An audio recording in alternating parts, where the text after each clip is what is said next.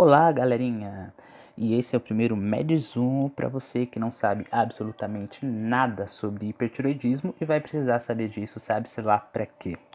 Então vamos lá. A primeira coisa que eu quero falar aqui é sobre a definição e as etiologias. Então, como que a gente define o hipertiroidismo? O hipertiroidismo é uma doença em que há produção excessiva de hormônios tiroidianos. Então, T3 e T4, que são os hormônios produzidos pela tireoide. Quais são as principais causas? Podemos citar a doença de Graves, o bócio multinodular tóxico, o adenoma tóxico e o adenoma secretor de TSH. Porém, cuidado, muito cuidado agora, porque você não deve confundir hipertiroidismo com tireotoxicose. A tireotoxicose, embora se pareça com o hipertiroidismo, ela está ligada com a deposição de hormônios tiroidianos nos tecidos, enquanto que o hipertiroidismo, ele é a produção excessiva de hormônios tiroidianos, justamente pela tireoide. Então, quais são as causas de uma tireotoxicose? Por exemplo, a gente tem a ingestão de hormônio tiroidiano, que é muito comum no Brasil, que está incluso naquelas fórmulas para emagrecer. Então, as pessoas ingerem aqueles hormônios para conseguir de alguma forma emagrecer e pode ter uma tireotoxicose, mas esses hormônios não são oriundos de uma produção excessiva da glândula tireoide. Pode ser também uma outra causa de tireotoxicose, a tiroidite subaguda, em que há alguma inflamação que causa a liberação de hormônios tiroidianos em excesso na corrente sanguínea. Então temos uma fase de tireotoxicose na tireoidite subaguda, depois o T4 livre ele cai e há uma fase de hipotiroidismo e aí com o tempo vai se normalizando de novo. Outra etiologia possível é carcinoma metastático de tireoide. Pois bem, então quais são os sintomas associados ao hipertiroidismo que você precisa saber?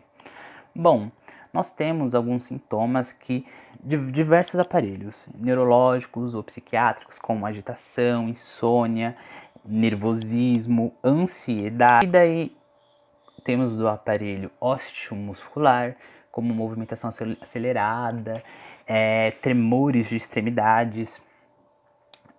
Além disso, há sintomas também cardiovasculares, como taquicardia, podendo ter arritmia, uma hipertensão, principalmente com aumento de pressão sistólica, sintomas gastrointestinais, como diarreia, alterações de pele, então uma pele muito quente, a pessoa tem intolerância ao calor, fica com uma sudorese excessiva, a regulação térmica que também é alterada com aumento de temperatura, e temos os casos extremos, que é aquela tempestade tireotóxica, que pode ocorrer arritmias graves, picos hipertensivos, uma hipertermia grave, psicose.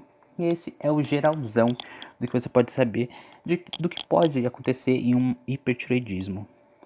Então, como estão os hormônios em Graves? E por que eu estou falando especificamente da doença de Graves? Porque a doença de Graves é a causa mais importante de hipertiroidismo.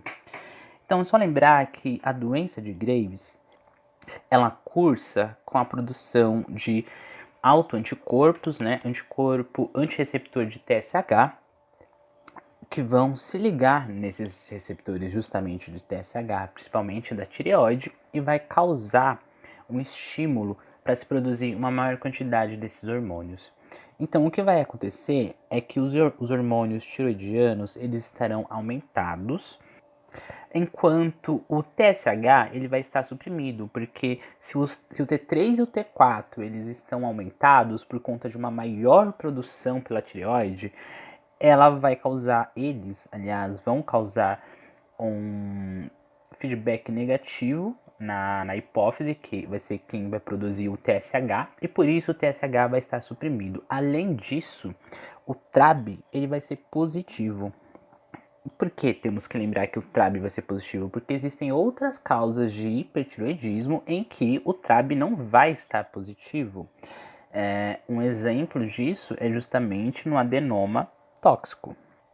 No adenoma tóxico, por exemplo, você terá um aumento de um nódulo ali da tireoide, e esse nódulo ele vai causar um hipertireoidismo mais leve, porém o TRAB vai ser negativo. E de onde vem esse adenoma tóxico? Ele vem de um mecanismo de mutações somáticas em receptor de TSH.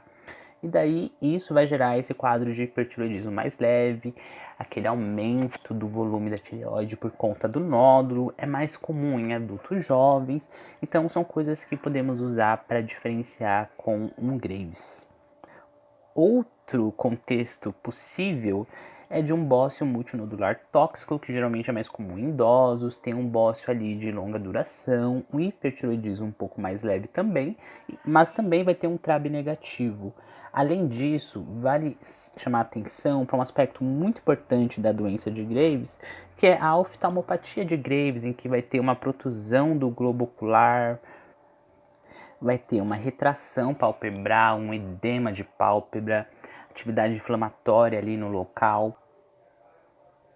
Vai ter uma lagoftalmia, que é quando o paciente fecha o olho e ele fica um pouquinho aberto, você consegue ver um pouco do olho. Graves.